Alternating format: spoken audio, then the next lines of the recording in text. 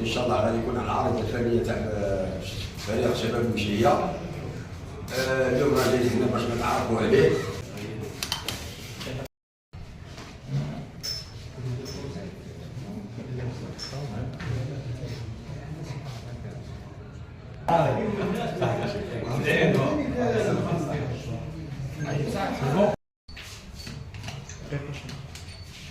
لاعبين يعني شباب باش يعني تكون عنده تنافسيه اكثر وطموح يعني في المستقبل باش الفريق هذا ان شاء الله يصعد للقسم الوطني الاول ان شاء الله على المدى الطويل بالطبع.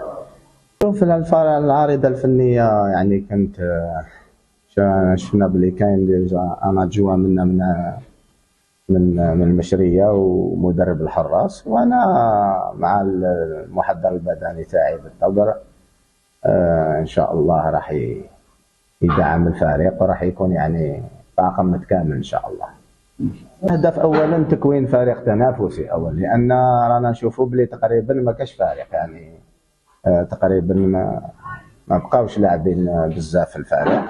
اولا تكوين فريق يعني تنافسي يلعب يعني باش يضمن يعني في اسرع وقت يعني البقاء. ثم احنا دائما عندنا طموحات كبيره، دائما نشوفوا البعيد، ولما لا ان شاء الله لما تبدا البطوله نعرفوا المستوى تاعنا وراح نحددوا اهداف ربما اكثر، ولكن الهدف الاول هو يعني الاستقرار وبناء فريق يعني يكون تنافسي ويكون يقدر يعني يصنع الفارق في القسم الوطني الثاني ان شاء الله. جمهور مشري انا نقول لهم يعني راني كما نقول لك متفائل بالجمهور، خاصه لما مشيت شفت يعني الملعب الله يبارك كبير، وقالوا لي الجمهور دائما يتوافد يعني بكثره ويحب كره القدم، وحنا هذا هو الشيء اللي حفزنا كي لما تكون يعني المدرجات ممتلئه ويكون جمهور يعني شغوف.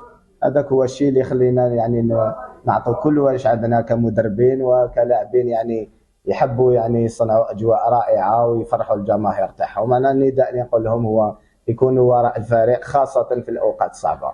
على بالكم لما تبني فريق جديد الامور ما تكونش سهله، خاصه في التناسق وفي لا كويزيون. دونك نتمنى الجمهور يعني يكون يعني وراء الفريق خاصه في الاوقات الصعبه. احنا نعمل المستحيل باش يعني نجيبوا يعني بخبرتنا نجيبوا لاعبين اللي هم شباب ولكن عندهم مستوى جيد، اللي ربما ما يعرفوهمش الفرق، اللي ربما الفرق ما عندهمش يعني الجرأة أو الشجاعة باش يلعبوا هاد اللاعبين. احنا بخبرتنا يعني المتواضعة خاصة في الشباب يعني اللي عندهم مستوى جيد في الفريق الوطني، وأنا كنت عملت ونعرفهم يعني تقريبا كلهم، نحاولوا ننتقيوا اللاعبين هذو الشباب اللي عندهم مستوى يقدروا يلعبوا في الفريق في القسم الوطني الاول. احنا رانا بدينا في الاتصالات مع المناجر، وان شاء الله راح نعملوا يعني كل في وسعنا باش نجيبوا لاعبين اللي راح يعطونا الاضافه لهذا الفريق. زينو كملوا معاهم.